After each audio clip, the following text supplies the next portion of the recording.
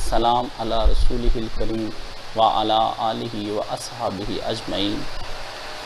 अम्मा बाद फ़अऊज़ु बिल्लाहि मिनश शैतानिर रजीम। बिस्मिल्लाहिर रहमानिर रहीम। युरीदुल्लाहु बिकुमुल युस्रा वला बिकुमुल उस्र। अज़ीज़ान गिरामी, इस्लाम का मिजाज जो है वो बड़ी आसानी वाला मिजाज है। इस्लाम कोई ऐसा हुक्म नहीं आपको देता कि जिसमें मुश्किलात हों। वो इंसानों पर ऐसा बोझ नहीं डालता जो इंसान अपने ऊपर से हटा ना सकते हों या उठा ना सकते हों। इस्लाम दीन फितरत है। ये इंसान को फितरत ही के ज़रिए से लेकर जाना चाहता है। इस्लाम इस पर कोई ऐसी चीज़ नहीं डालना चाहता जो फितरत से हटकर हो। और अल्लाह ताला ने इंसानों पर बहुत करम किया और बड़ा फजल किया है कि उसने अपनी तरफ से पैगंबरों को भेजा। और पैगंबरों के आने की जो हमारे प्यारे पैगंबर सल्लल्लाहु अलैहि वसल्लम की जो आने की अल्लाह ताला ने एक खूबी बयान फरमाई है, वो ये भी है कि वो तुम्हारे ऊपर से वो बोझ उतारता है जो बोझ तुम पर पहले से मौजूद थे। और फिर अल्लाह ताला ने इस आयत के अंदर भी यही फरमाया कि अल्लाह तो चाहता है तुम्हारे लिए आसानी और अल्लाह नहीं चाहता तुम्हारे लिए कोई मुश्किल काम। तो ज़रा मौजू जो है वो चूँकि फ़िरका वारियत चला रहा था, उससे हटकर ये एक जुमा है, उससे हटकर उसे रोक कर मैंने इसलिए कि ये बहुत ज़रूरी है और मैं बता भी दूंगा कि क्यों ज़रूरी है। तो ये अल्लाह ताला ने हमें दीन दिया है आसान, मुश्किल दीन नहीं दिया। आप किसी दौर में किसी इलाके में चले जाएं, आपको वहाँ पर यानी आज से 14 सदियाँ पहले, 8 सदियाँ पहले या आइंदा 14 सदियों के बाद जब तक खुदा का दीन कायम रहेगा, ये आपकी रहनुमाई करेगा। और रहनुमाई भी इतनी आसान करेगा कि आपको मुश्किल ज़िंदगी में पेश कोई नहीं आएगी। इंसानों का मसला ये हुआ कि उन्होंने अल्लाह के आसान दीन को अपने लिए खुद मुश्किल बना दिया। और उस वक्त ये मुश्किल बना जब इन्होंने नबी करीम सल्लल्लाहु अलैहि वसल्लम से दूरी इख्तियार करना शुरू कर दी। दूरी से मुराद ये नहीं कि नबी से मोहब्बत नहीं है, दूरी से मुराद ये कि इन्होंने नबी करीम सल्लल्लाहु अलैहि वसल्लम के दिए हुए और बयान की हुई चीज़ों के अंदर अपने लिए वो चीज़ें तलाश नहीं की जो रसूलुल्लाह के लिए छोड़ गए थे। इन्होंने दूसरे लोगों से, फ़कीहों से, दाएं बाएं से इल्म हासिल करना शुरू कर दिया। नबी अलैहिस्सलाम के जितने आप करीब होते चले जाएंगे उतना ही आपको दीन के अंदर आसानियाँ महसूस होती चली जाएंगी। जितना सरकार दो आलम सल्लल्लाहु अलैहि वसल्लम से आप दूर होते चले जाएंगे उतनी ही आपके लिए मुश्किलात बढ़ती चली जाएंगी। आपको चाहिए कि अब सबसे पहले जब भी आपके पास कोई बात आती है तो फौरी तौर पर कुरान और सुन्नत की तरफ रुजू करें कि ताकि आपके लिए आसानी हो और वो आपको मिल जानी। और कुरान और सुन्नत की तरफ रुजू करने का मतलब ये नहीं कि वहाँ के खाली अल्फाजों की तरफ आपने बढ़ना है। वो फ़हम, वो रूह जो उसके अंदर पोशीदा है उसको हासिल करना असल मकसूद है। अगर वो फ़हम और वो रूह आपने हासिल नहीं की तब भी आपने इस्लाम को नहीं पहचाना, बल्कि आप अल्फाज के पेचों में उलझ गए हैं। इकबाल ने तो ये कहा था कि अल्फाज के पेचों में उलझते नहीं दाना।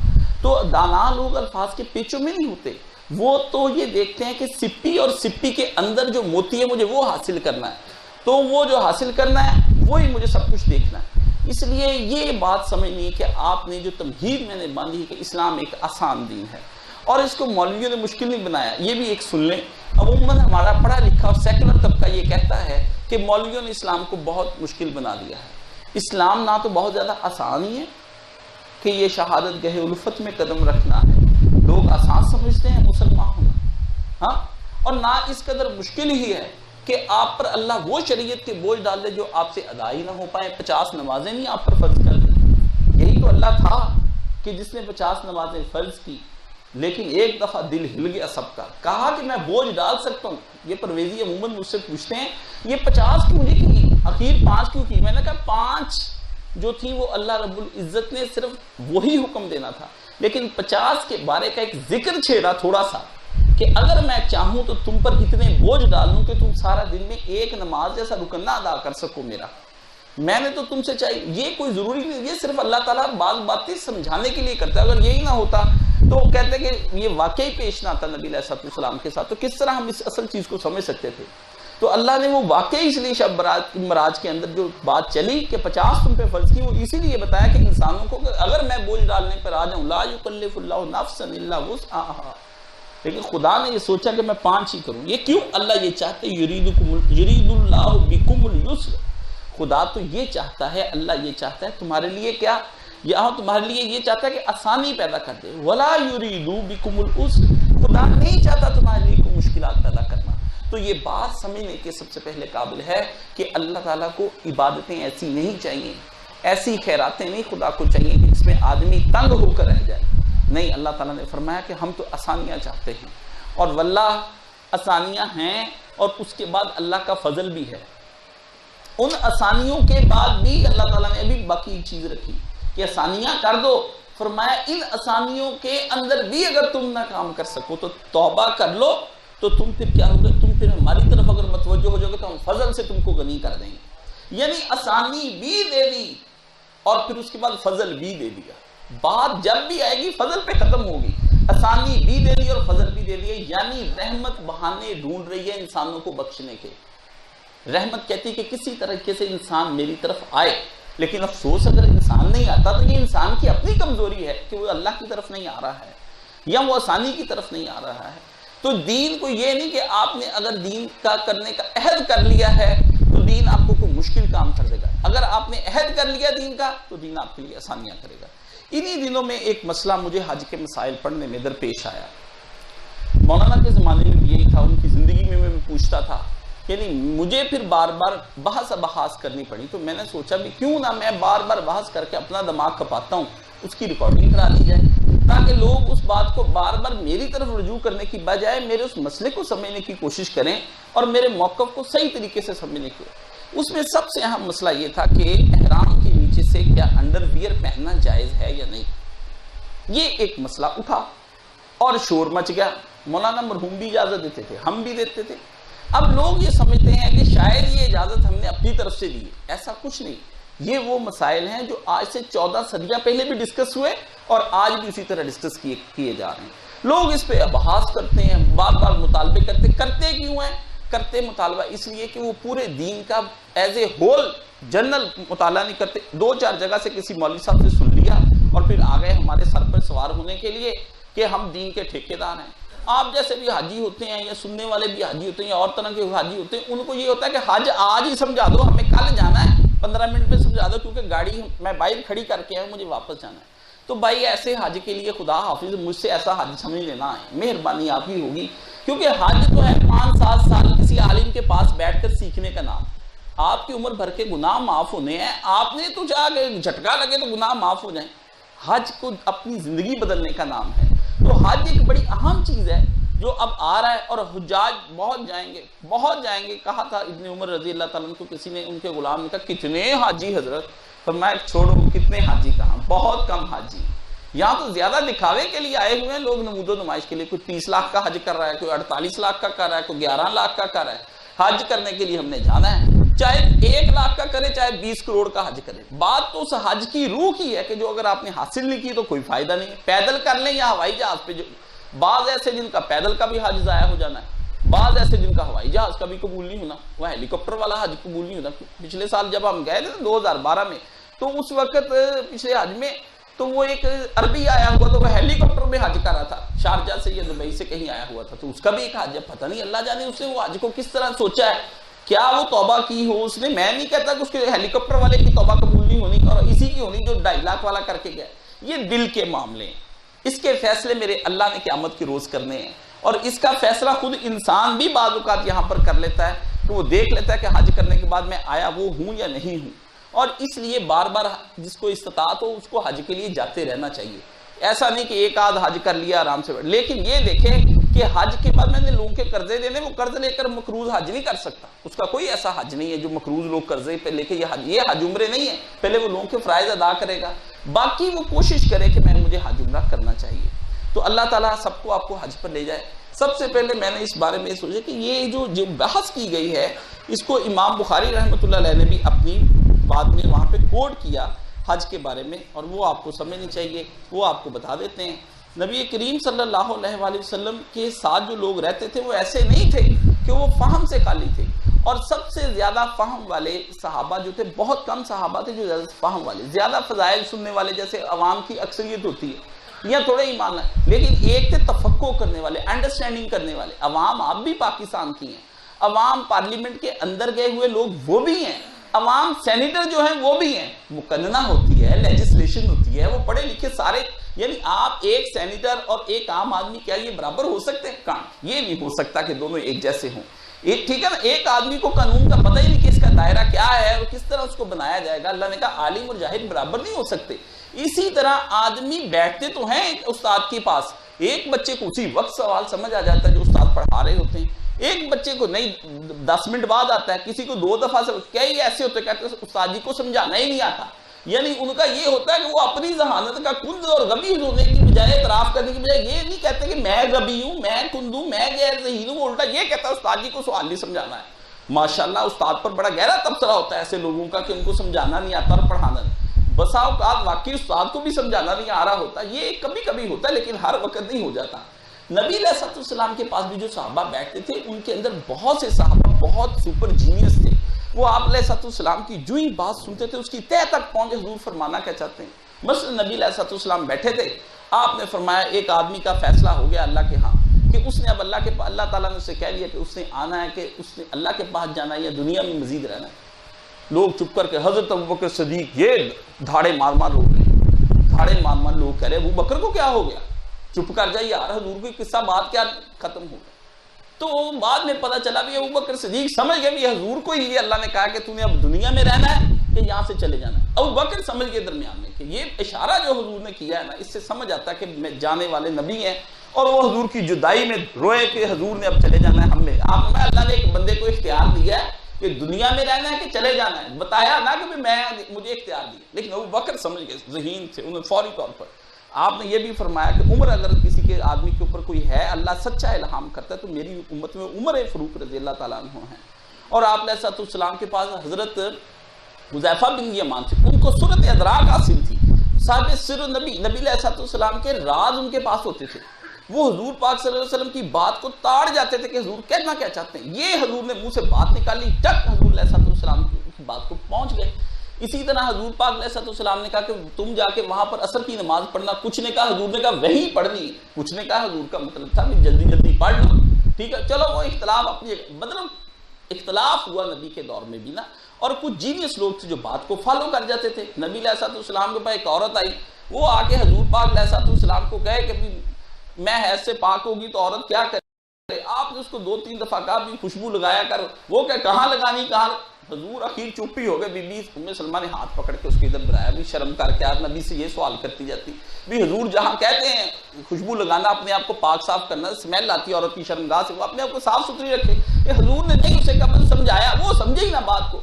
तो बातें बाज ऐसी होती, पैगंबर का मिजाज समझना चाहिए कि पैगंबर का मिजाज क्या है। मिजाज नबूवत को औरतों में सबसे ज्यादा जो समझने वाली औरत थी वो बीबी आयशा सिद्दीका रजी अल्लाह ताला अन्हा, ये उम्मुल मोमिनीन है।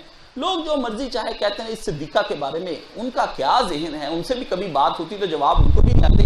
बात असल में ये है कि बीबी ने पस मंजर रसूलुल्लाह का बहुत याद रखा। लोग कहते हैं बीबी से उसने शादी क्यों की, तो लोगों को क्या पता भी 9 साल की उम्र की मैं तो कहता हूँ 2 साल की उम्र में की, क्या कर लेंगे ये हमारा है। अगर 9 का नहीं, मैं 2 का ही कह देता हूँ, मैं यही कहता हूँ कि साल की थी उस दिन होगा, क्या कर लेंगे। 9 की 2 की 18 की 18 का भी ये बनाते हैं, तो 18 भी देखे ना, हजूर की 56 इनकी 18, फिर भी कोई मेल जोल नहीं बनता। करे आज लड़की 56 साल की के साथ 18 साल की लड़की की शादी।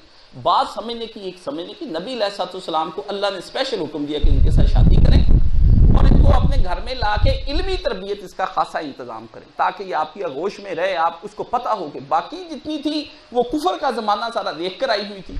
ये नबी अलैहिस्सलाम की शुरू से आपके अलैहिस्सलाम के साथ नमाजें, रोजा, ये वो मसाइल इन्होंने बहुत ढूंढे, फिर इतने ढूंढे भी सहाबा किराम को भी अखीर इन्हीं के पास जब बात अड़ जाती थी ना, इनके पास जाना पड़ता, और अखीर अहले हदीसों को भी इनके पास ही आना पड़ता है। ये कहते नहीं ये सहाबी का कौल, बीबी आयशा ने बात को सही रखा। मसलन जैसे अल्लाह ताला के देखने के बारे में अखीर इनको उधर ही आना पड़ता है। बीबी बहुत ही, मैंने मौलाना मरहूम से एक दफा पूछा मौलाना खूबी क्या थी हज़रत आयशा सिद्दीक़ा रज़ी अल्लाह अन्हा, मसाइल तो सारे बताते थे। उस्ताद मरहूम मेरे एक आध बात कहते थे, बस बात हो जाती थी खत्म, काज साहब के हाथ बात आ जाती, आगे पढ़ना हमारा काम होता था। फरमाया बीबी के जहन में वो सारा पस मंजर होता था जिसकी वजह से हुजूर मसला बयान करते थे, तो वो उस पस मंजर और उस सिनेरियो के अंदर आकर के कहती थी। वहां हुजूर ने जैसे नबी अलैहिस्सलाम के दौर के बाद एक सहाबी का जनाजा आया, तो वो लोगों ने कहा मस्जिद में पढ़ना जायज नहीं। उन्होंने कहा ये कल की तो बात है, लोग इधर मस्जिद में जनाजा हुआ, नबी अलैहिस्सलाम ने पढ़ाया, लोग मस्जिद में क्यों नहीं जनाजे को पढ़ाते। मतलब अहले हदीसों के पास अब यही दलील एक है, वो ठीक है अमूमी बाहर पढ़ाते थे, लेकिन बारिश हो या कोई मसला हो या जरूरत पड़ जाए तो मस्जिद में भी जनाजा हो सकता है, हराम नहीं।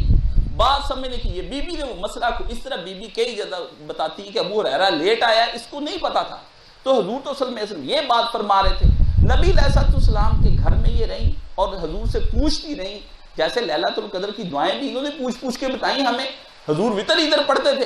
तो बीबी का जो बस मंजर था, ज़हन का ज़हीन बहुत थी, इंटेलिजेंट बहुत थी, गलती कोताही आदमी से हो जाती है, अल्लाह नबियों से गलतियां करा देता है। की हज़रत आदम अलैहिस्सलाम ने गलती, फिर अल्लाह ने ज़मीन पर भेज दी, इससे वो आदम अपने मर्तबे से गिर नहीं गए, बल्कि आदम की तौबा कबूल होगी। और बीबी का भी इसी तरह ही आता है कि वो जब हज़रत अली से जंग लड़की आई, फिर रोती रही हत्ता तबतलक हमारे, हत्ता कि उनका जो दुपट्टा था आंसू से तर हो जाता था।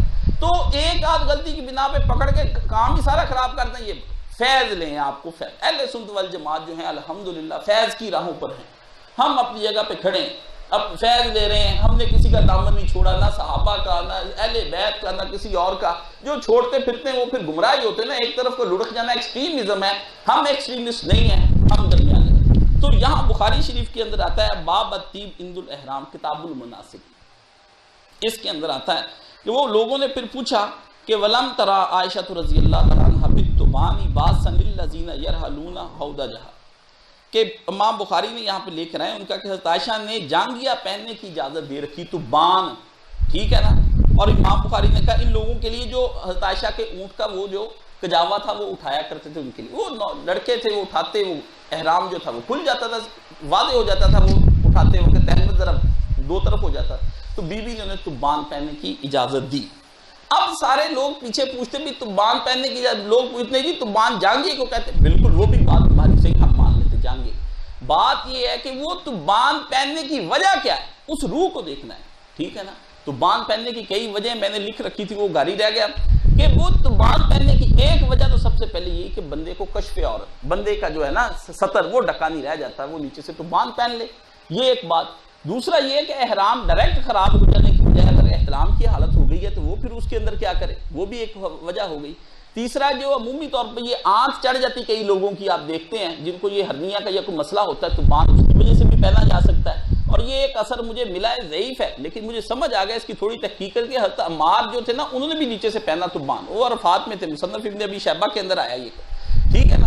और उसकी वो देख, मतलब ये है कि जरूरत किस बिना पर हो गई कि कुतुबान है, रश इतना है, आपको अपने एहराम खुल जाने का अंदेशा। और ये तो मैंने चश्मे खुद मुज़दलिफ़ा के अंदर एहराम खुलते देखा, और उसके कांधे पर तो था वो वाला अपना ऊपर वाला एहराम का हिस्सा, नीचे वाला तो बिल्कुल ही खुल गया ना उसका। अब वो नीचे से कुछ पहना हुआ होता तो चलो बचत हो जाती ये चीज, और भी एक जरूरत के तहत नीचे से जो है वो तो बांध पहन सकते हैं। और ये कमिसल सरावील ये ऐसे ही है जैसे शलवार की तरह की बात हो जाती है, ये इसकी तरह की मिसाल। और ये अल्लामा ऐनी रहमतुल्लाह अलैह ने अपनी जो किताब उम्दतुल कारी उसके अंदर इसको राहत की कि ये बिल्कुल सरावील की तरह यानी सिला हुआ होता है। इन्होंने कहा नहीं वो लंगोट होता है, जो खाली जो हम बांध लेते हैं ना वो हो जाए। लंगोट का भी कह दिया उलमा ने, ये भी कह दिया कि ये कमिसल सरावील जैसी ये इसकी तरह की है। अल्लामा ऐनी की शरह हनफी वहां से पढ़ लें। अहले हदीस तुबान की जो है यहाँ पे इमाम शेख मोहम्मद बिन अब्दुल वहाब से भी पूछा गया कि तुबान वो यूट्यूब पे देख लें, वहां पर कि हर यजूज अत्तुबान लिल मुहर्रम, क्या मुहर्रम के लिए तुबान जायज है? उन्होंने कहा यजूज जायज है, पहले देखो नीचे से कोई मुश्किल नहीं। बात असल ये है कि लोग पूछते नहीं जी ये नया मसला नहीं, आप ये कि हम जाहिल थे, हमारे इल्म में अब आया, हमें ना बताएं भी हम जाहिल थे। जाहिल आया आप जो बंदे हमसे सवाल करते भी नया सुन के परेशान ना हुआ करें। नहीं इजाजत होती उस पर आप तो हैरान होते, उसको तो जफ्फी डाल के लेते हैं आप जल्दी जल्दी। नया सैमसंग आ गया, नया फलानी शय आ गई, नया एसी आ गया, उस वक्त तो नई गाड़ी आ गई, उस वक्त तो कहते नहीं, उस वक्त बड़े खुश होते हैं और जाके उससे समझते हैं यार इसकी ट्यूनिंग कैसे करनी है, ये कौन कौन सी चीज इसके अंदर हमें सिखा। उस वक्त नहीं कहते उसके पीछे पड़ जाए करना नई इजाद के लिए, उसमें तो लेने चस्के, उसके तो करने शशके, आपने तस्वीरें खींचनी है, मोबाइल ने सेल्फियां वीडियो बना बना के लोगों को दिखानी, बदमाशियां करनी, उसमें आता स्वाद थे मजा, उसका तो कभी पूछो, उसको तो पूरा सीखना है आपने। आपको जब हम मसला बनाते हैं मौलवी नया मसला करते हैं, मौलवी कोई मसला नहीं करते। तुम जाहिल ने 14 सदियों से नबी से दीन लेके ना सीखा और एक बुखारी शरीफ ना तुम पढ़ सका, सारी जिंदगी में मोहम्मद रसूलुल्लाह सल्लल्लाहु अलैहि वसल्लम के अकवाल की किताब और सारे अखबार पढ़ लिए, तज्जिए सुन लिए, रिसाले, नावल फोश कहानियां, कालम निगारियां, सुबह से लेकर शाम तक अखबारें इस तरह हिफ्ज कर जाते हैं जिस तरह सवेरे हजर के रोज इन्हें इम्तिहान देना उसका जाके है। हमारा जब दीन आता उधर नहीं आप पढ़ते ना। ये मौलवी साहबान क्यों, मौलवी क्यों पढ़ेंगे भाई, उनको क्या जरूरत पड़ी, ये नंगे होते हैं, ये होते हैं, मौलवी थोड़ी नंगा होता है। किसी को होगा हर्निया एड, इसको ही होना है, हम उन्होंने होना है। कुछ वो अपनी जगह पर जामद हो गए, कुछ ये अपनी जगह पर जामद हो गए। तो बान अपनी जगह पर मौजूद है और इस पर बहस की है और बड़ी अच्छी बहस की फतुल बारी के अंदर। और ये आप तो बान की बात करते हैं, मैंने इनसे कहा जरूरत पड़ने पे शलवार भी पहन सकता है आदमी, बिल्कुल एहराम नहीं पहनना, सिर्फ शलवार भी पहन सकता है। बात तो ये भी पढ़े तो सही कहीं से जाके, ना ये पढ़ते। तो बान की बहस, मैंने वो मेरे पास एक आलम आते सल्फी, मैंने कहा तुबान यहाँ तो शलवारें पहना दी गई है, तुम तुबान की बात कर, फिर पढ़ते ये कहाँ आ गया, ये कहाँ, भी पढ़ना है कोई नहीं कहाँ। मैंने एक दफा बुखारी शरीफ पढ़ी मौलाना से शुरू में, निशान लगा लगा के ना, तो मैं अगली जिल्द जाता ही नहीं था जब तक पिछली नहीं खत्म कर, मैट्रिक में पढ़ता था, अगली जाता ही नहीं था जब मैं अगली खत्म नहीं करता था। तो पढ़ के फिर उसके अंदर वो आज तक लगे हुए निशान मुझे काम दे रही अपनी बुखारी शरीफ, अल्हम्दुलिल्लाह उस्ताद से समझे। ये मेरे पास किताबुल लिबास है और बुखारी शरीफ है, इसकी जो रिवायत नंबर है ना 5804, अन इब्ने अब्बास अन नबी काल सल्लल्लाहु अलैहि वसल्लम मन लम यजिद इजारन फलयलबस सराबील, जिसके पास फरमाया हजूर ने इजार तहमद ना हो वो शलवार पहन ले, हजूर ने फरमाया है शलवार पहन ले। वलम यजिद नालैन फलयलबस खुफैन, जिसके पास नबी अलैहिस्सलाम ने फरमाया जूते नहीं तो खुफैन, वो मोजे काट ले और टखनों से नीचे रखे, मोजे काट के आपने फरमाया वो पहन ले। और आप अलैहिस्सलाम ने जो आम हुक्म दिया वो भी सुन ले। कामा रजुलन अन अब्दुल्ला, अब्दुल्ला कहते हैं काला कामा रजुलन, एक आदमी उठा, फकाला या रसूलुल्लाह मा तामुरुना अन नलबस इज़ा अहरमना, या रसूलुल्लाह सल्लल्लाहु अलैहि वसल्लम मैं क्या पहनूं, आप क्या हुक्म देते हैं जब मैं ihram करूं। तो हुजूर ने फरमाया ला तलबसुल कमीज व सरावीर वल अमाइम वल बरानिस वल खिफाफ, ना कमीज पहने, ना शलवार, ना मामा, ना टोपी, ना कोई नीचे से की जुराबे, इल्ला अन यकूना रजुलन लैसा लहु नालान, जिसके पास ना हो आपने जूते, फल यलबसुल खुफैन असफल मिनल काबैन, काबैन के नीचे से हजूर ने कहा काट के ना तो वो नीचे से जो मोजे पहन सकता है आप ऐसा। तो वला तलबस शैइन मिन सियाब मस्सहु ज़ाफ़रान वला वर्सन, हजूर ने बताया ज़ाफ़रान और वर्स, कोई भी जो चीज है ना वो अगर कपड़े को लगी हुई तो वो कपड़ा भी ऐसा ना पहने रंगदार, जो जिसको खुशबू लगी हो, रंगदार पहना जा सकता है, राम पीला पहन ले, लाल पहन ले, आप जो मर्जी, कोई जरूरी नहीं, लेकिन बात ये है कोई वर्ष और खुशबू ना लगी हो। मैंने बताया कि जब जरूरत पड़ जाए, हजूर ने फरमाया यानी जरूरत के तहत आपको इज़ार की जगह शलवार पहन सकते हैं। मिजाज नबूवत समझने की कोशिश करें, लफ्जों के अंदर नहीं फंसना, मिजाज समझने की कोशिश करना कि जब जरूरत पड़ गई तो फिर वो आप नीचे से तो बांध पहने, चाहे शलवार ऊपर करके बांध लें, ये कोई मसला है। ये बुखारी शरीफ के अंदर किताबुल लिबास है, बाबु सरावील, और ये उसके अंदर सारा उन्होंने बयान किया। अब ये सारी ये दूसरी हो गई रवायत। लोग पूछते हैं जी आप कहां से मसला, हमने कहां से भाई मसला निकालना है, मसले हम नहीं कहीं से निकालते, यही मसले अंदर लिखे, कोई मैंने लिखे हैं सारे मसले, ठीक है। ये मेरे पास फतावा रिजविया है, 10वीं इसकी जिल्द है, इसके अंदर 744 इमाम अहमद रजा खान बरेलवी रहमतुल्लाह अलैह ने इसके ऊपर लिखा। जब वो आए ना इस पर, इसके ऊपर अपना पूरा हज का बयान करते, 27 नंबर पे लिखते हैं मुफरिद, इसके ऊपर वो यहां पर आके लिखते हैं, एक जगह पर उन्होंने लिखा कि एहराम में अल जवाब, एहराम में लंगोट 664 सफा, वो दूसरा हवाला 664, एहराम में लंगोट पहनना मुतलकन जायज़ है जबकि सिला हुआ ना हो कि ममान से लब से मुखीद बरवजा मोहताज से है, या सर और मुंह के छुपाने से, और ना दोख्ता लंगोट में, दोनों बातें नहीं है, ठीक है ना। सिलने से उन्होंने कहा लंगोट पहन सकता है, लंगोट वाली बात पर आ गए भी, नीचे से वो पहन सकता है। मैंने आपको कहा कि वहां शलवारें तक जायज़ है, ठीक है ना, सुन्नत से वो बता दिया कि नीचे से ये। और ऐसी जरूरत शदीदा की हालत में तो अगर लंगोट जायज़ भी होता तो इजाज़त दी जाती, क्यों ज़रूरतें ममनुआत को भी मुबाह कर देती हैं। उन्होंने कहा कानून है कि ज़रूरत बन जाए तो जो शय मना है वो बाद में हलाल भी हो जाती। उम्मुल मोमिनीन रज़ी अल्लाह ताला अन्हा ने सफ़र हज में अपने हामला ने करीम को एक ज़रूरत खासा के सबब टैबत के नीचे तुम बान यानी जांघिया पहनने का हुक्म दिया, कमाफी सही बुखारी, जैसा कि बुखारी शरीफ के अंदर लिखा है। मैंने लिखा है कब 1200 कितने में हाली किया इन्होंने, मौलाना अहमद रजा खान ने फरमाया 18 लाख का मजमा था उस वक्त भी, सदी 1.5 सदी पहले की बात है, 18 लाख का मजमा। तो उस वक्त उन्होंने भी इसके अंदर इसको बयान किया।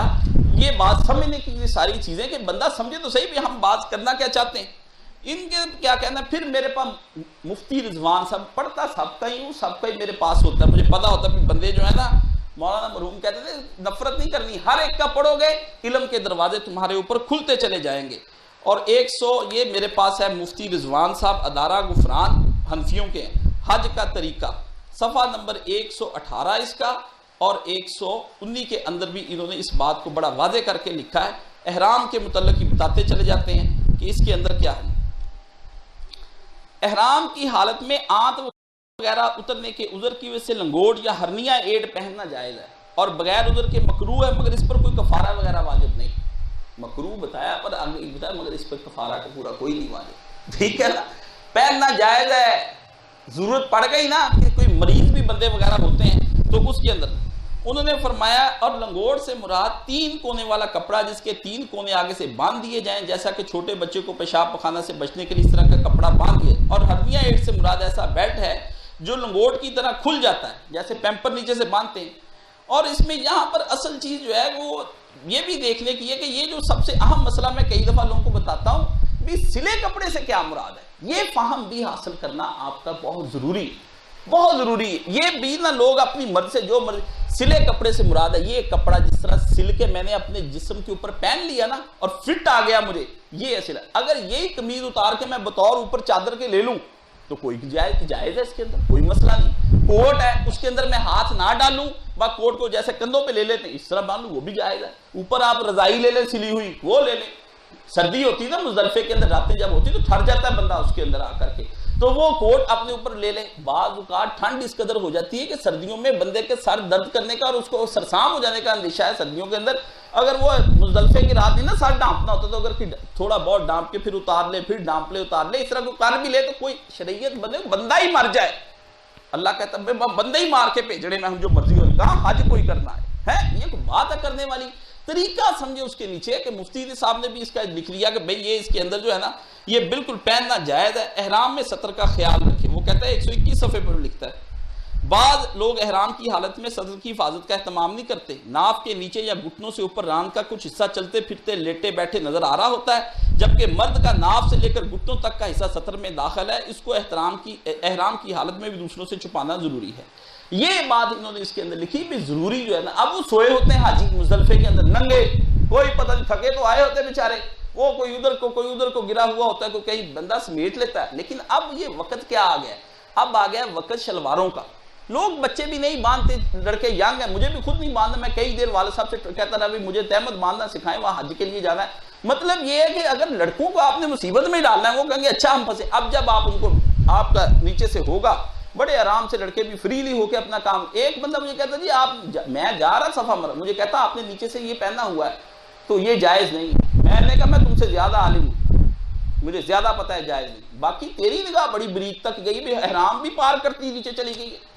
आप देखें जिस एहराम से सतर ही सारा नजर आता है वो देखें ना आप बात। हुजूर ने फरमाया कितनी औरतें दुनिया के अंदर होंगी जो इतने चुस्त और टाइट कपड़े और ब्रीक पहने हुए होंगी, क़यामत के दिन वो जब उठाई जाएंगी तो उनके ऊपर अल्लाह लानत करता हुआ वो नंगी होंगी, वहां पर नंगी अल्लाह ने शुमार की। ऐसा भी सोचे ना कि एहराम तो आपके कफ माया ने पता नहीं क्या क्या डफ होता ही नहीं इतना ज्यादा कि एहराम को आपको पहन लें। कुछ एहराम को लपेट लेते हैं, ये भी सुन लें। एहराम को ठीक है लपेट ले, मैं मौलवियों से पूछता हूँ ये फतवा कहाँ से निकला कि एहराम को जो है ना जैसे साड़ी लपेट लेते हैं इस तरह आप देखें ना हरम जाके लोगों ने लपेटे हुए हैं, वो तहमत मानते ही नहीं है। ज्यादा लोग इसी तरह करके आते हैं, उनको किसने कहा इस तरह, हजूर ने तो इस तरह लपेटा ही नहीं। अब बताएं ना अब सुन्नत कहाँ गई, फिर हटते सुन्नत बताएं, सुन्नत पंच करते हैं अगले बंदे को, जिद करते हैं भी तेरे जैसे बद दिमाग और मुतशद्दिद से तो मैं गुफ्तगू ही नहीं करना चाहता। बात तो समझने की भी रसूलुल्लाह ने तो वो बांधा ही नहीं अपने गिरदा गिर्द, जिस तरह लपेट लिया सारा और उसके बाद नीचे से बेल्ट दे के बांध लेते हैं। और ये मुमन सारे अरबी हाजी भी दूसरे भी यंग लड़के भी यही करते आते हैं। बांधा तो हुजूर ने तहमद है जिसे हम धोती कहते हैं, इस तरह नबी पाक ने यही आपका लिबास धोती भी और कुर्ता भी। जैसे वो मुमन मौलवी हटते थे आपकी दाढ़ी कहाँ है इतनी लंबी, हुजूर की इतनी नहीं थी। मैं कहा हुजूर सुन्नत ये भी पहनते थे, तहमद की पहनते, तू नहीं पहनता ये सुन्नत कहाँ चलेगी, सुन्नत जिंदा कर पहना कर अब सारा नहीं, उसमें कोई मतलब बात समझने की बंदे को अपना फहम रखना चाहिए कि मैं कहां पर खड़ा हूं। और यहां उन्होंने ये भी लिख लिया, चलो अच्छा होगा ये भी पढ़ लें। ये 120 सफ़ा पे लिखा है अगर एहराम की चादरें मैली या नापाक हो जाएं या फट जाएं तो लोग परेशान होते हैं। एहराम की हालत में खास इन चादरों का इस्तेमाल जरूरी जो एहराम की गर्ज से ली। मर्द ऐसा कपड़ा भी इस्तेमाल कर सकता है जो बदन की वज़ा कता पर सिला हुआ ना हो, वो एहराम की गर्ज से ना लिया गया और आम चादर ही क्यों ना हो।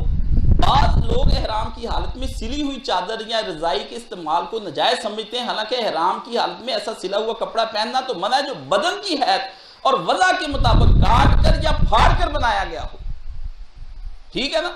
लेकिन एहराम की हाल में मर्द को रजाई कंबल जो है वो उसका कोई नहीं, ठीक है ना। तो वो ये बात कहते हैं कि इसके ऊपर होना चाहिए। ये बातें समझने की हैं 119 और 118 और 120 और 121 हज का तरीका मुफ्ती मोहम्मद रमजान रिजवान साहब, ये एक हो गया इनका मसला। बातें तो ये लोग इस तरह हमारे उल्टी सी, मौलाना मरहूम तो खैर अपनी किताबों में लिखते ही चले जाते थे, और भी कई जगहों पर कई चीज़ें उन्होंने अपनी लिखी हैं। ये बात आपकी समझ में आ जानी चाहिए कि ये सारी चीज़ें जो हम बयान करते हैं ये बिला वजह नहीं बयान करते। अच्छा, अब ये एक मसला हल हो गया। ये मैंने आपको दिया तुबान और नीचे से जो है अंडरवियर पहनना बिल्कुल जायज़ है।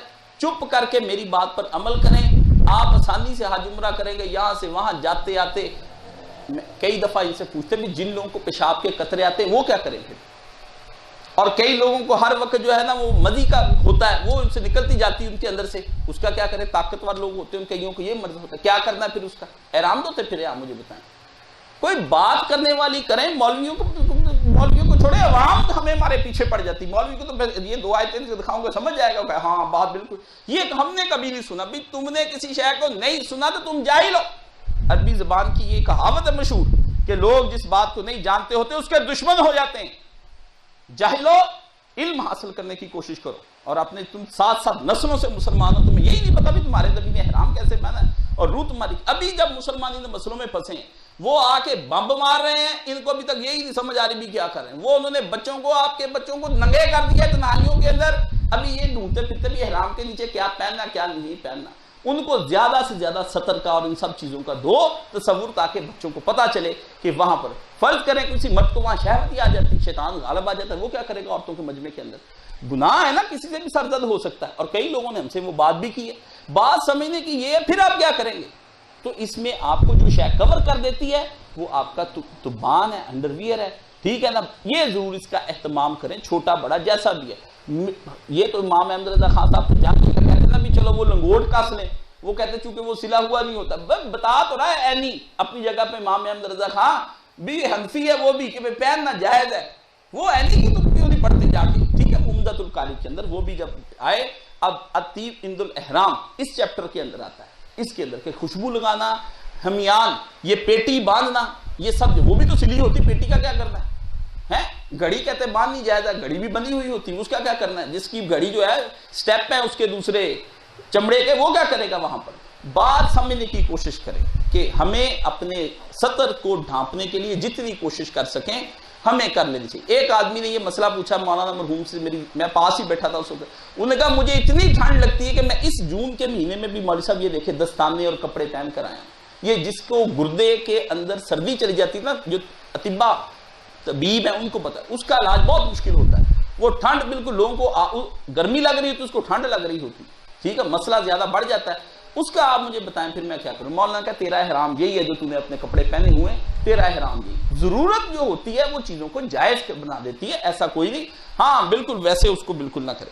अगला मसला ये हो गया, अभी ये सवाल लोग पूछते हैं कि मरीज हो, एक औरत हैज आ गया, या एक बाबा है ज्यादा उम्र का, वो समझता है कि तवाफ़े अफाजा क्या होता है? वो सुन ले मुझसे आप, जब सारा हज कर लेना है ना, कंकरियां मार, अपने सर मंडवा, सारे काम कर लेने, उसके बाद तवाफ़े अफाजा आ जाता है, आखिरी रुकन।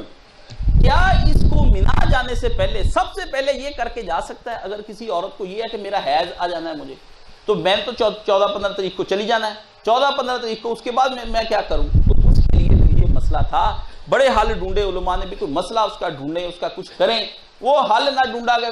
आखिर उसके ऊपर जो है ना सबसे ज्यादा लिखा वो अल्लामा इब्न तैमिया रहमतुल्लाह के शगीद इमाम इब्न क़य्यम है, उन्होंने इसके ऊपर लिखा कि ये जो है ना 8 हल उन्होंने उसके अंदर बताए भी, वो आदमी औरत को चाहिए। इमाम इब्न क़य्यम रहमतुल्लाह ने लिखा कि वो तवाफ़े अफाजा पहले कर ले, ये बात उन्होंने लिखी। ये मेरे पास हज उम्रा की सानिया डॉक्टर फजल इलाही साहब की बड़ी सानिया बयान की। चलो हज सानिया क्या है? वो पहली सानिया थी नबी पाक सल्लल्लाहु अलैहि वसल्लम के दौर से, हजूर अलैहिस्सलाम के पास तो जो आया ना हज के लिए, आगे का सरकार टिंड पहले करा ली, क्या ला हरज, उसने आगे कुर्बानी पहले होगी, ला हरज, तवाफ हो गया, ला हरज। साहबी कहते मैं यही सुनता रहा हजूर से, ला हरज। वो नबी पाक रहमतुल्लाह अलैहि हजूर को पता है बंदे के ला हरज ही कही गए नबी पाक, 2 जगह 3 जगह पर नहीं। मर्द ने अगर जमा कर लिया वहां पर वो अपने साथ, शिकार अगर उसने कोई इस तरह का कर लिया या बाल मंडवा लिया, 3 जगह पर दम है। अगर बीवी से हालते हराम में जमा कर लिया तो फिर उस पर दम वाजिब। अगर उसने हज शुरू हुआ उससे पहले टिंड करा ली, उस पर उसको वाजिब हो गया कि वो अपने नबी साथ। एक शिकार अगर उसने किया है तो जिस तरह का शिकार था, गाय के बराबर का था तो गाय दे, हैं, बकरी के बराबर शिकार था तो बकरी दे, और अगर वो ऊंट के बराबर शिकार था बड़ा तो वो उसके मुताबिक वो उसका दे। ये आपने 3 तरीके और हुजूर ने कहते चलो दम दे, चल तू भी दम। अरबों के अंदर दम देना आसान था क्योंकि बकरियां ही बड़ी थी उधर, उनका तो काम ही ये था रेवड़ों को रेवड़, वो तो एक बकरी, वो तो ऊंट दे देते, 100 ऊंट सरकार ने अपनी तरफ से दिए, आप दम ही ना दिलाते। हजूर से ज्यादा कौन, हजूर को पता बंदों पे युसर, अल्लाह चाहता है बंदों के ऊपर रहम करना। जब अल्लाह चाहता है तो अल्लाह का प्यारा नबी सल्लल्लाहु अलैहि वसल्लम क्यों नहीं चाहेंगे? मुझे बताएं ना, सरकार तो वही कुछ कहेंगे ना जो अल्लाह उनके रब ने उनको हुक्म दिया वही कर। यहाँ पर करते लिखे ना मौलाना साहब लिखते हैं कि 359 सफ़े पे के ऊपर लिखते हैं, लिखा मखसूस अयाम के आगाज से पेशतर तहारत के दिनों में कबल अज वक्त तवाफ़े फ़ाज़ा कर ले। हमारे मौलाना साहब भी इस बात के कायल थे। यहां पर ये तबसरा, ये बात उम्मत के किसी आलिम से साबित नहीं, अलावा दी ये तो ऐसे ही है कि 9 ज़िलहज से पहले किसी ने वकूफ़े अरफात कर ली, क्यास माल फारिग। पहले तो क्यास करना ना है, डॉक्टर साहब पढ़े लिखे आदमी वहाँ इस्लामी यूनिवर्सिटी भी होते हैं, क्या मैं PhD कर रहा हूँ, मैं तो PhD की, मुझे तो पता है ना भी वहाँ पे क्या होता है और क्या बिकता है और किस तरह PhD होती है। ये बात लिखी, क्या इसके ऊपर लिखा कि ये पहले किसी आलम ने नहीं कही। पहले तो ये बात पूछे भी किसी आलम का कि पहले कोई बात ना करना इस बात की दलील है कि वो बात जो है गलत होती। बात तो आपने आसानी की देखनी, फिर जब फंसता है ना अपनी तरफ से फिर हाल देखें क्या दिया। हाल मैं देता हूँ जवाब, हालते हैज में तवाफ करना यकीनन ममनू है और ममनू कामों की इजाजत सिर्फ बवक्त जरूरत होती।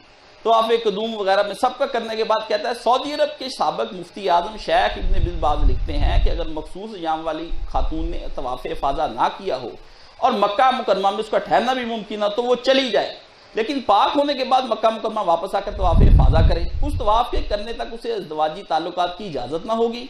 अगर उसके लिए मक्का मुकरमा वापस आना मुमकिन ना हुआ या उसे खदशा हुआ कि वो वापस ना आ सकेगी तो ऐसी हालत में सही बात यह है कि वो अच्छी तरह कपड़ा बांध कर तवाफ़ कर ले। अहले इल्म के गिरोह ने इस बात की इजाज़त दी और उनमें शेखुल इस्लाम इब्न तैमिया और शगीर इब्न कय्यम ये हल मान लिया। ये हल मान, हजूर ने कहा हायजा तवाफ ना करे, बाकी सारे काम करे। नबी की हदीस के मुकाबले में अब्दुल अजीज बिन बाज ने इत्तेहाद कर लिया अपना। बीबी आयशा को हैज आ गया, रसूल पाक कहते हैं बांध कपड़ा कर तवाफ, अब मुसीबत बन गया, अब यही करना था, क्यों नहीं किया? नबी की हदीस के मुकाबले में जायज है। वैसे कोई बात माननी हो ना, फिरका जिसके हम्बली कहते हैं, ये सारे सऊदी अरब वाले हम्बली अहले हदीस कोई नहीं है, ये हम्बली ये कहते हैं कि नहीं वो कर ही नहीं सकता तवाफ़ इफादा, कोई सूरत ही नहीं उसके तवाफ़ इफादा करने की। ये इनका हम्बलियों का ये कहना कि तवाफ़ इफादा वो कर ही नहीं सकती। अब वो अपना यही करे सबसे मुश्किल, यानी हराम काम की इजाजत दे दी। वो जिसके बारे में डर कोई नहीं था कि पहले नहीं की जा सकती, उसके बारे में नहीं बात उसे डालनी कि नहीं ये बिना जाने से पहले कोई नहीं कर सकती। मैंने फिर इसके ऊपर लिखा है कि ये मजबूत कपड़ा ये तो नस्से हदीस के खिलाफ है, हैं? इसने अब ये अगला दुक्ता मैं आपको बताता हूँ, इसने जो बात कही है ये बात पहले किसी आलम ने नहीं कही। असूल तो इसने पिछले सफे पे बना दिया, वो जो पहले किसी ने ना कही हो वो माननी नहीं हमने, तो फिर तो पहले किसी ने कही नहीं, अब इसको कैसे हम मान लें? खतरे से खाली। अब उधर है खतरा, सरकार फरमाते हैज वाली औरत जो है वो तवाफ नहीं करेगी, इधर करना है इज्तिहाद, उसने जाना है, तो उधर ऐसा हल निकालो कि हदीस भी रह जाए और उधर से आपका मसला भी हल हो जाए। पहले असूल बनाया भी, पहले चूंकि आलम कायल नहीं भी, पहले तो इब्ने कय्यम या इमाम इब्ने तैमिया जब तक कायल नहीं थे 8 सदियों तक, उससे पहले उनसे पहले भी कोई कायल नहीं था, तब कैसे तवाफ़ इफादा और ये सही होती थी पहले? समझ आई आपको? मसला मौलवियों को खुद ही नहीं पता चलता भी हम हाल क्या पेश कर रहे। सीधी मौलाना इसाक मरहूम रहमतुल्लाह अलैह ने कहा कि ये पहले तवाफ़ इफादा कर ले, ये आप करो। अब मैं आपको ये तो एक इसका हल, ये 364 और 359 के दरमियान ताल ये इसने एक पेश किया। इनका कहना कर ही नहीं सकती, कुछ भी नहीं कर सकती औरत, और ये नहीं कर सकती और वो नहीं कर सकती, लिखी जाते। अब आ गई बारी उन लोगों की फिर जिनके बाद फिर हम काफिर कहने से टलते तो है नहीं ना, जबानें तो हमारी, मैं कहता हूं अल्लाह ही पनाह दे, काफिर नहीं कहने से हटना, वो तो सवाल ही बड़ा काफिर कहने से। ये मेरे पास आ गई शियों की किताब मिरातुल उकूल फी शरह अखबार आले रसूल, इसकी 18 नंबर जिल्द है और सफ़ा 111 है। अल्लाह ताला मौलाना साहब को जन्नतुल फिरदौस अता करे, निशान वो बड़े लगा के रखते थे, लगा काम हमारे आती चीजें। यहाँ पर उन्होंने इसने पूछा कि इस साल तो अबुल हसन अल मुतमत्तिज़ काना शैखन कबीरन व इमरतन तखाफुल हैज़ ताज्जुलु तवाफुल हज क़ब्ल अन तातिना। उन्होंने कहा कि एक आदमी ने ये सवाल पूछा कि जो तमत्तो हज कर रहा है, अगर वो बूढ़ा आदमी हो या फिर औरत को हैज आना या फिर वो जल्दी जाना चाहता है मिना से, तो वो क्या करे? फ़काला ना मन काना हाज़ा युअज्जिल, जो ये करना चाहता है उसको चाहिए वो उस पर तवाफ कर ले, कोई बात नहीं। अब मुझे एक आलम कहता है ये शियों ने लिखा है। मैंने कहा यही तेरा तासुब है। बात तो ये देखने की है कि आया ये हदीस है, ये अल हदीसुल अव्वल मौसक सफ़ा 111 और 12 भी सही हदीस है। मौसक का तो यही मौफक और मौसक यही होती कि वो रावी पक्के हैं, उसके मजबूत है। तो बात किसी तरह से बंदा सच्चा होना चाहिए। हम ये कहें नहीं ये बात नहीं है, भाई काफिर भी अगर कोई बात लेकर आता है पहले पता कर ले कि बंदा सच्चा ही है, झूठ तो नहीं बोलता, कुफर उसका अपनी जगह पे रहा। ये जो उसने इतना बड़ा हजरत इमाम जब उससे पूछा है इमाम अबुल हसन मूसा काज़िम से कि इमाम तू बताना मुझको कि ये किस तरह करना चाहिए, किस बात की समझ, यानी बिल्कुल नहीं जी वो शिया। मैंने कहा यही फिर वो रोना रोया अबू ज़ुरा अपनी किताब हियात इमाम जाफर सादिक के अंदर भी कितना इल्म जो है हमने सिर्फ शियों का नाम लेने की वजह से जाया कर दिया, वरना इनके पास अपने इमामों के अकवाल की भी सनदें, ये जो किताब है ना इस पे इमामों के अहले बैत की उसके कौलों की भी सनदें बताई। हम तो हुजूर की सनद बताते हैं, ये इमामों की भी सनदें बताते हैं साहब भी सही, और उसमें हुक्म भी लगाए भी ये ज़ईफ है, ये सही है, ये बिल्कुल ठीक है। आप मसले का हल देखें भी आपको कहां से मिल रहा है, ना कि आप उल्टी बात गंगा चला दें कि फलाने ने कही है, फलाने ने कही है तो क्या हो गया। यही बात अब इब्ने हज़म ने भी कही है, अब इब्ने कय्यम ने कह दो उसको शिया है। ये मसला भी तलाक का तभी चला था उस वक्त, फिर उधर से शियों ने फिर कह दिया भी हम तो तीन को जो एक ही मानते हैं। फिर इमाम इब्ने कय्यम शेखुल इस्लाम इब्न तैमिया किताब लिखनी पड़ी, फिर ये और शिया एक हो जाते उधर, फिर उसको क्यों मानते हैं आप, उसका इनकार कर दें। शिया भी यही कहते हैं तीन जो होती वो एक ही होती। ये शियत सुन्नियत का रौला नहीं, ये उम्मत को मसाइल से निकालने की बात है। यहाँ दुनिया के लिए आसानियां हैं। इमाम जाफर सादिक या इमाम बाकर अलैहिस्सलाम या जितने भी ये हमारे भी आइमा है, हमारे सरों के ताज हैं, सरकार दो आलम सल्लल्लाहु अलैहि वसल्लम का खून है और पाक और पकीज़ा खून है, और सारी जिंदगी उन पर गवाह एक आदमी ने आज तक उन पर कोई जरा की भी ये हदीस नहीं इसको आती थी, फलानी शय नहीं आती थी। लोग तो उनको देख कर अदब से रुक जाते थे और जगह छोड़ देते थे, और इमाम खुद बोसा दे के तो फिर लोग इकट्ठे हो जाते थे। ये वो इमामों की किताब किनसे दीन लेने का।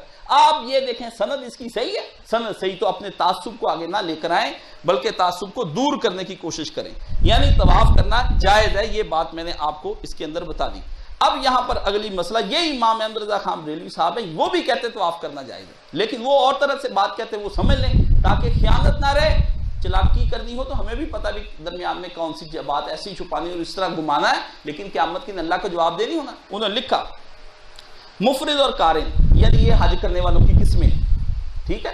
मुफरिद और कारन तो हज के रमलो सही से तवाफ़े कदूम में फारग हो लिए, यानी जब ये जाएंगे इन्होंने चूंकि एहराम वाले जाते ही तवाफ कर लेना, मगर मुतमत्ते ने जो तवाफ़ो सही किए वो उम्रे के थे, हज के रमलो सही उससे अदा ना हुए क्योंकि उसे तो एहराम खोल दिया, उस पर तवाफ़े कदूम है नहीं कि कारण की तरह उसमें ये अमूर फरागत पाले, क्योंकि उस पर है कि नहीं उसका उसने कहा कि हाँ वो पाले, लिहाजा वो कर सकता है। लिहाजा अगर वो पहले से फारग हो लेना चाहे तो जब हज का एहराम बांधेगा तो उसके बाद एक नफल तवाफ में रमलो सही करे, अब उसे तवाफ़ ज़ियारा में उसकी हाजत ना होगी, यानी तवाफ़ इफ़ादा बाद में कर ले, सही पहले जाता हुआ कर जाए, उधर से एक नफली तवाफ सही करता हुआ वहां से निकल जाए। ये फिर मुझे मेरा एक दोस्त कहने लगा काश साहब आप तो नया ही तमाशा बनाते हैं, अहले हदीस था ना, ठीक है ना, ये हो गया वो हो गया। मैंने कहा यार हुआ कुछ नहीं, तेरी अपनी तबीयत ही खराब हुई है ज्यादा, ठीक है ना।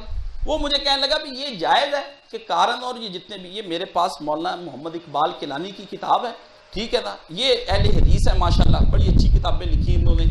मैंने फिर इस पर बड़े जो है ना वो निशान लगा दिए, वो निशान भी समझने के काबिल हैं, छोटी चीज़ें वो समझ लेनी चाहिए हमें, ताकि हम 47 सफ़े के ऊपर इन्होंने अपनी जगह पर लिखा है, वो 47 सफ़े को हम ले लेते हैं। उन्होंने लिखा है हज अफराद अदा करने वालों पर सिर्फ एक सही वाजिब है जो कुर्बानी के दिन तवाफ़े ज़ियारत के बाद की जाएगी, ठीक है। सहूलत के लिए हज की सही 8 ज़िलहज को मिना में जाने से कबल करना जायज़ है। मसला नंबर 220, क्या करेंगे, किधर किधर को भागेंगे, सारा कुछ उसके अंदर लिखा है। और एक और मसला भी जो है ना वो भी मैं आपको बता दूं, वो भी ज़रूरी है, ये अमूमी तौर पर लोग हमसे हवाला पूछते हैं, वो रिकॉर्ड कर देना चाहिए। ये हज़रत जाबर कहते हैं भी नबी पाक सल्लल्लाहु अलैहि वसल्लम ने जब कर लिया ना हजर अस्वद, फिर 2 रकतें पढ़ी, आपने तवाफ़ कर लिया फिर 2 रकतें पढ़ी, तो फिर आबे जमजम की तरफ तशरीफ लाया और कुछ जमजम दिया, कुछ सर पर डाला सरकार ने। अब आ गया था सही करने का मरहला, तो फिर पलटकर हजर अस्वद का इस्तलाम किया, आए फिर हजूर पाक सल्लल्लाहु अलैहि वसल्लम, फिर हजर अस्वद उसको भी छुआ आपने, और उसके बाद फिर सही के लिए अल्लाह अकबर निकले वहां पर अल्लाह अकबर कहते। ये वो काम है जो सारे ही हाजी छोड़ देते हैं, इल्ला माशाल्लाह कोई एक आध करते हैं। सफा मरवा का आगाज भी हजर अस्वद को ही अल्लाह अकबर कह के, छू के या बोसा दे के करना है। उधर जाना है तो पहले खत्म भी किया, सब खत्म हो गया, उसके बाद फिर शुरू जाने से पहले उसकी तरफ। ये वो सुन्नत है जो लोग नहीं करते। मैं 8वीं जमात में पढ़ता था, उस वक्त बड़ी पुरानी, तकरीबन कितने साल, 22 साल हो गए, मैं मौलाना के पास ही बैठा था, तो एक हाजी पास बैठा, मौलाना ने कहा ये काम नहीं लोग करते, उमरा सीखने आया था वो, तो एक हाजी पास उनका, मौलाना मैंने नहीं ये किया। मौलाना कहा तुम्हारी गलती, लेकिन ये है कि ये करना चाहिए। उस वक्त का मसला मेरे दिल में था कि ये बात इस तरह, और इसमें उसने पूछा भी इसका कहाँ पर है, तो ये इसका हवाला ये है कि ये मुस्ने अहमद के अंदर है, और सिलसिला जो है इसकी रवायत नंबर उन्होंने लिखा है 394 सफ़ा, तीसरी जिल्द, तहकीक शुएब अल-नाद की है, वो जो है 15,243, उसकी 23वीं जिल्द, उसके अंदर भी उन्होंने बताया कि ये काम भी आपने करके जाना है। चलो ये काम तो हो गए। एक मैंने इसके ऊपर लिखा बंदे ने, वो मैंने फिर हवाला ढूंढा, दुआ मौलाना मरहूम ना फौत होने से पहले, जब आखिरी मैंने उनके साथ किया ना प्रोग्राम के, उनकी वफात से पहले सवाल जो आपका होता था, फिर अगले बुध के रोज वो फौत हो गए जुम्मे को, तो मैं मौलाना साहब ना एक दुआ बड़ी देर से दोहराते जाते थे, जब मसला फंस जाए तो दुआ क्या करनी, मैं सुनी जाता था। मैं कहा ये पिछली दफ़ा भी बयान हुई थी, बाद में फिर दुआएं काम आती। मैं कहता था हम तो आपसे पूछते हैं, आप किससे पूछते हैं? मैं अल्लाह से पूछता हूँ, सजदे में गिर जाता हूँ, किताबें सारी रख के ना उधर, या अल्लाह मसला गया पास, इसका हल समझा, तूने आदम अलैहिस्सलाम को समझा दिया, इब्राहिम को मुनाजरा करना सिखा दिया, हमें बोलना सिखा दिया, इसका हल बस अल्लाह ताला के बाद किस मसले का हल नहीं, अल्लाह ताला कहते अंदर ही मसला छुपा है। ये मेरे पास बुखारी शरीफ के अंदर आप जाकर देखें, किताबुल मुनासिक बाब अज़िब कब्ल हलक, हदीस नंबर 780, वहां एक आदमी आया सरकार के पास, उसने वो ही काम किया जो ये कहते हैं ना कि सारे काम करने के बाद ही तवाफ़ इफ़ादा करे जाके, उसने कोई काम नहीं किया। काला रजुल नबी जुर्त तो कबलन अरमिया, उससे कहा नबी अलैहिस्सलाम से कि मैं तो तवाफ़ ज़ियारत कर आया हूं रमी से भी पहले, अब तवाफ़ इफ़ादा भी कराया जाके, सही भी कराया, अब मैं क्या करूं? मौलवियों को पढ़ो जाके। काला ला हरज, हुजूर ने कहा कोई मसला नहीं, कर ये काम, लो बुखारी शरीफ से निकाल के दे दिया, क्या याद करोगे सारी जिंदगी। एक बंदा मुझे कहा सलफ भी कोई इसके कायल, मैंने कहा सलफ का भी निकाल लेता हूँ, हालांकि किताबें हमारे पास कहाँ होती, लेकिन ढूंढ देते अल्लाह ताला किताबें। मैंने कहा या अल्लाह कोई सलफ ही दिखा। अल काफी इब्न अब्दुल बर की, ठीक है ना, ये अल काफी फी अहल मदीना, सफा 363, जिल्द नंबर 1, ये भी निकाल के पढ़ ले, मैंने वो भी निकाल के देख ली, उसके अंदर भी मुझे अल्लाह ने दिखा दी PDF की शक्ल से, वो भी मैंने निकाल। मौलवी कहे आप मसले का हल दिखाओ, हल तो मौलवी साहब करेंगे, तुम्हें मसला सारे ही हल है यार, तुमको हल हम देंगे। ये मेरे पास हाफिज अय्यूब लाहौरी, ये अहले हदीस अल्लामा नासिरुद्दीन अलबानी, हज उम्रा की किताब, सफ़ा 58, फिर सफ़ा मरवा की सही करेगा हज किरान, लेकिन उसके लिए ज़रूरी नहीं, क्योंकि हज किरान वाले पर सिर्फ एक ही सही वाजिब है, लिहाजा अगर वो नियत कर ले कि वो ये सही 10 जिल हज वाली सही की जगह कर रहा है, तो उस पर 10 हज की सही करना वाजिब नहीं, यानी ये पहले भी हो सकता है, ठीक है ना, ठीक है। और अगर वो उम्रे के दौरान सफ़ा मरवा की सही कर चुका है, उस पर दोबारा सफ़ा करनी ज़रूरी नहीं। लेकिन अगर इसी तरह अगर सही करना चाहे तो सही भी कर ले, लेकिन अगर वो सही को ये नियत कर ले कि ये 10 वाली है तो 10 को नहीं करनी पड़ेगी। अगर उसने तवाफ़े कदूम के साथ सही नहीं की थी तो तवाफ़े ज़ियारत के बाद भी सही करेगा, ये उसने कब, वो तो अपनी जगह लिखा है, ये भी हो गया सही। अब क्या करना है, मौलवी पहले तो पड़ जाते मेरे पीछे पीछे, मैं आपको क्या बताऊं, ठीक है ना, काम हो जाता है खराब। बातें समझने की होती कि हमें बात को समझना चाहिए कि बात जो होती है वो क्या है, गलत उसमें लिखा क्या है, और उसमें 560 सफ़ा ये भी निकाल के ये भी आपको पढ़ दें। मसला आज जो है ना, वो जो जज्बाती चीज़ें आप सुनते सुनाते हैं वो भी सुना करें कभी कभी, ये भी दीन भी समझा, असली दीन ये है, वो आपको होता है कि दीन पर अमल करें। आप बाद में पूछे केड़ा दीन, तो फिर वो यही है जो मैं आप समझा रहा हूँ, इस पर अमल करें, उल्टा ना करें, ठीक है ना। ये मेरे पास आ गई किताबुल मुनासिक बाब अज़्ज़िब्ह क़ब्ल अल हल्क़, यहाँ वो दूसरी नंबर हदीस पे पूछता है, काला रजुलन नबी सल्लल्लाहु अलैहि वसल्लम ज़ुरतु क़ब्ल अन अरमिया, काला ला हरज, काला हलक़तु क़ब्ल अन अज़बहा। एक ने उठकर हुजूर ने कहा तवाफ़े ज़ियारत पहले कर लिया, कोई मसला नहीं। एक उठा, उसने कहा या रसूलल्लाह हलक़तु क़ब्ल अन अज़बहा, मैंने तो पहले टिंड करा लिया, मैंने तो अभी कुर्बानी भी नहीं की। काला ला हरज, फरमाया ओए मौज कर, कुछ नहीं हुआ। काला ज़बाह तो कबला अन अरमिया, किसी ने कहा ज़िबा कर लिया, फरमाया ला हरज। और उस दिन नबी सल्लल्लाहु यही कही गए, ला हरज ला हरज ला हरज। जो रसूल पाक सल्लल्लाहु अलैहि वसल्लम के पास जाएगा वो बड़ी उसको फायदा हो जाएगा। भाई मेरे, ये नबी पाक सल्लल्लाहु अलैहि वसल्लम का घर है, हजूर का दर है, हजूर का दामन है। नबी अलैहिस्सलाम के करीब जाना है, हजूर अलैहिस्सलाम से दीन सीखने की कोशिश करना है, मन मर्जियां नहीं करनी। मन मर्जियां करेंगे तो काम खराब हो जाएगा। मन मर्जी अदब भी आपका उतना ही करना है जितना हजूर अलैहिस्सलाम ने बताया कि ये मेरी हद है। मौलवी अहमद रज़ा खान बरेलवी रहमतुल्लाह से किसी ने पूछा भी हजूर का जो है ना एहतराम करना चाहिए लेकिन हद में रहकर करना चाहिए, तो मौलवी अहमद रज़ा खान साहब ने ना उसकी किताब आगे बढ़ा दी, उसके आगे कापी पेंसिल, कहता है यहाँ हद बता दें, मैं उतना एहतराम कर लिया। बड़े लोग उठते, हाँ जी मौलवी अहमद रज़ा खान साहब ने ये कहा, उन्होंने वहाँ पर ये कहा, उन्होंने कहा जी कि नहीं ये आपको करना चाहिए, हद एक मुकर्रर होनी चाहिए, उस हद के अंदर रहना चाहिए। हद क्या है वो भी आपको समझ लेनी चाहिए कि नबी पाक सल्लल्लाहु अलैहि वसल्लम, उन्होंने कहा जी कैसा जवाब दिया आला हजरत ने कि हद के अंदर ही रहना है, हद के आगे से नहीं बढ़ना बुढ़ना। अगर कोई आदमी हद से आगे बढ़ेगा तो काम उसका खराब हो जाना है। मुझे ये बंदे ने एक सवाल किया, उन्होंने कहा जी आप बता दें हद क्या है। मैंने कहा बात तो मौलवी अहमद रज़ा था ना, तेज बंदा तो कर गया काम सीधा, ठीक है ना। तो वहां पर नबी अलैहिस्सलाम के जो रोज़ा मुबारक पर भी अगर कोई आदमी वहां पर खड़ा हो जाता है नबी अलैहिस्सलाम के, तो हद मौलवी अहमद रज़ा खान तूने ही लिख दिया, हमने कोई नहीं बनाया हद। हद भी अपनी खुद ही सुन ले, अल्लाह ताला उन पे रहमत करे, बड़े अच्छे आलम थे। खुद ही किताबों के अंदर फिर कहीं कलम बहक जाते हैं, कहीं चहक जाते हैं और कहीं कलम महक जाते हैं। ये कई इसकी इस्तिलाहें, चहकता कहाँ है, महकता कहाँ है और बहकता कहाँ है, उस पर कभी फिर बहस करेंगे। ये कलम जो पहले चहका हुआ था ना, अब उसी कलम ने फिर रोका, बहका हुआ था, बहके कलम को अब चहकता कलम रोकेगा। कैसे रोका? 765 सफ़ा, ये मेरे पास फतावा रिजविया 10वीं जिल्द। अब पूछते नबी अलैहिस्सलाम के रोजे पर हाजिरी देनी तो कैसे देनी? लिखा 17 नंबर, खबरदार जाली शरीफ को बोसा देने या हाथ लगाने से बचो के खिलाफ अदब है। पहरेदारा रोजे दी जाली चुम लैन, बल्कि 4 हाथ फासले से ज्यादा करीब ना जाओ, ये उनकी रहमत क्या कम है कि तुमको अपने हुजूर बुला लिया, अपने मुआजा अक़दस में जगह बख्श दी। उनकी निगाह करीम अगरचे हर जगह तुम्हारी तरफ थी, अब खुसूसियत और इस दर्जा कुर्ब के साथ है, वल्हम्दुलिल्लाह। हदें खुद ही पहले पूछ लेते हैं फिर खुद ही लिखते हैं। खबरदार हजूर के रोज़े की जालियों को ना चूमने की कोशिश करना। हजूर पाक जिंदा होते तो चढ़ के हजूर को चूमना था, जाके वो उधर बैठ जाना था, कैसे गुनाहगार को यहाँ बुला। मोमिन का दिल अगर नबी पाक सल्लल्लाहु अलैहि वसल्लम के लिए रिक्कत नहीं ना करता और अदब भी करता, मोमिन, अल्लाह ने कुरान में कहा मेरे नबी की तौकीर और उसकी अजमत करो। नबी को मैसेंजर होता है, डाकिया होता भी आता है, वो आपको बता के चला जाता है। नबी तो रहमतुल लिल आलमीन होता है। नबी के करीब जाने से ये लोग कहते हैं वो वहां पे ये करते हैं, वहां भी ये नहीं करने देते, करने क्यों नहीं देते?